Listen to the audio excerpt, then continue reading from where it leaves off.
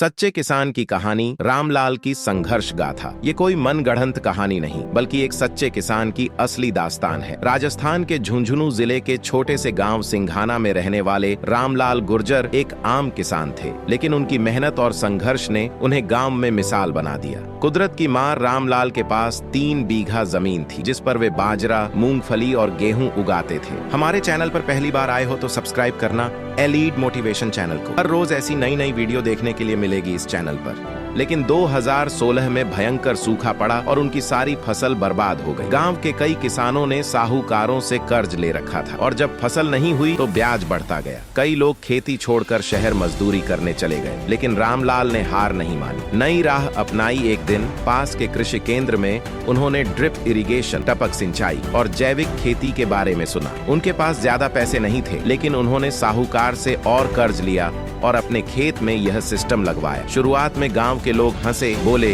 रामलाल पागल हो गया है, इतनी महंगी तकनीक अपनाने चला है, लेकिन उन्होंने किसी की परवाह नहीं की। मेहनत का रंग लाना। रामलाल ने केमिकल खाद की जगह गौशाला से गोबर खाद इस्तेमाल की और धीरे धीरे मिट्टी की उर्वरता बढ़ा दी। उनकी पहली जैविक फसल 2018 में तैयार हुई और जब इसे सीधा जयपुर की मंडी में बेचा तो दाम देखकर गांव के लोग हैरान रह गए। सामान्य मूंगफली 40 रुपये प्रति किलोग्राम बिकती थी, उनकी जैविक मूंगफली 75 रुपये प्रति किलोग्राम में बिकी। गेहूं और बाजरा भी महंगे दामों पर बिकने लगे। धीरे धीरे उनका सारा कर्ज उतर गया और मुनाफा होने लगा। गांव के लिए प्रेरणा। अब गांव के लोग जो कभी उनकी हंसी उड़ाते थे, उनसे सलाह लेने आने लगे। रामलाल ने भी दिल खोलकर अपने अनुभव सबको बताए और कई किसानों को जैविक खेती के लिए प्रेरित किया। आज सिंघाना गांव जैविक खेती के लिए पूरे झुंझुनू जिले में जाना जाता है। निष्कर्ष, रामलाल की यह कहानी हमें सिखाती है कि अगर इंसान में हिम्मत, मेहनत और सीखने की चाहत हो तो कोई भी मुश्किल उसे रोक नहीं सकता। राजस्थान की धरती ने हमेशा योद्धा पैदा किए हैं और रामलाल भी एक योद्धा ही है